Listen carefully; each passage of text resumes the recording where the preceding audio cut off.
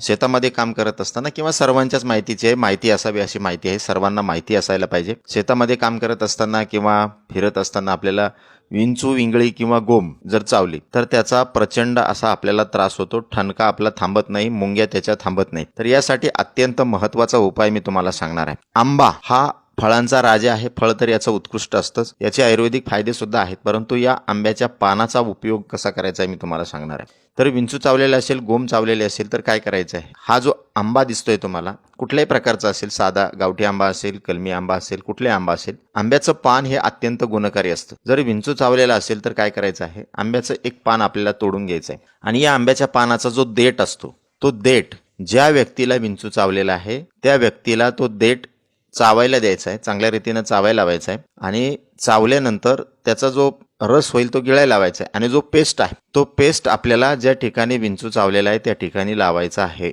म्हणजे आंब्याच्या पानाचा देठाचा रस गिळायचा आहे आणि जो चोथा राहील तो चोथा ज्या ठिकाणी विंचू चावलेला आहे, गोम चावलेली आहे किंवा इंगळी चावलेली आहे त्या ठिकाणी आपल्याला लावायचा आहे. अगदी 2 मिनिटांमध्ये तुमच्या विंचवाचा ठणका पूर्णपणे थांबून जाईल. अत्यंत उपयुक्त माहिती आहे. आता जर समजा तुम्हाला आंब्याचं पान उपलब्ध नाही झालं तर आपल्या घरामध्ये काडी पेटी असते, माचीस बॉक्स असतो. माचीस बॉक्सच्या काडीचा जो गूल असतो त्याच्यामध्ये रेड फॉस्फरस असतो बघा. हा काय करायचा आहे, ज्या ठिकाणी विंचू चावलेला आहे त्या ठिकाणी 1-2 काडीचा जो गूल आहे वरचा तो काढून घ्यायचा आहे, पाण्यामध्ये मिक्स करायचा आहे, ज्या ठिकाणी विंचू चावलेला आहे त्या ठिकाणी लावायचं आहे. याने सुद्धा तुमचा विंचवाचा ठणका अगदी 1 मिनिटामध्ये पूर्णपणे बंद होतो. इंगळी असेल, गोम असेल त्यासाठी हे उपयुक्त आहे. त्याचबरोबर अजून एक उपाय मी तुम्हाला सांगतो. आपल्या सर्वांच्या घरामध्ये तुरटी नक्कीच असते. तर ज्या ठिकाणी विंचू चावलेला आहे, गोम चावलेली आहे किंवा इंगळी चावलेली आहे त्या ठिकाणी काय करायचंय, तुरटी थोडीशी गरम करून घ्यायची आणि त्या ठिकाणी लावायचे. तुमचा विंचवाचा जो ठणका आहे तो पूर्णपणे बंद होऊन जाईल.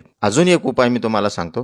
गुलमोहराचं जे झाड असतं त्या गुलमोहराच्या झाडाला शेंगा येतात. गुलमोहराला खूप सुंदर अशी फुलं येतात, पाहिले असतील तुम्ही. त्याला शेंग असते, त्या शेंगामध्ये बी निघतं. हे बी काय करायचं आहे, जसं आपण चिंचुका लावतो चिंचुक्यापेक्षा हे अत्यंत इफेक्टिव्ह आहे. तर हे बी काय करायचं, दगडावर थोडंसं घासून घ्यायचं आणि ज्या ठिकाणी विंचवानी चावलेलं आहे, गोम चावलेली आहे किंवा इंगळी चावलेली आहे त्या ठिकाणी घासून लावायचं आहे.